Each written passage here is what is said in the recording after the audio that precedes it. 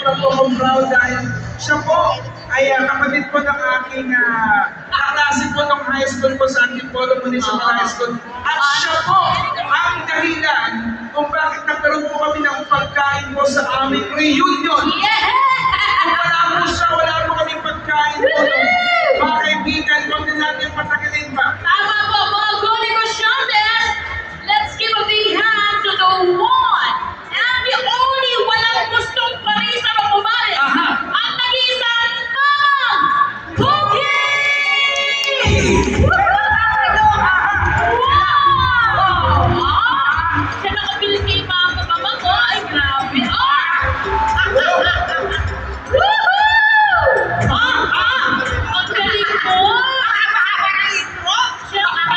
Hihina ako doon. Magandang hapon po sa inyo lahat. Yung tribute namin to Ano po? Patay? Hindi naman. Listen lang po, yan. Actually po, Mamang Pogi, ano to dapat linisip intro sa inyo? Sabi ng 3 days, wala na magkakaano na ako doon. Magkakaintay na ako sa tagal. Oy, pero I love you, I love I you. love you too, mama. Guys, pwede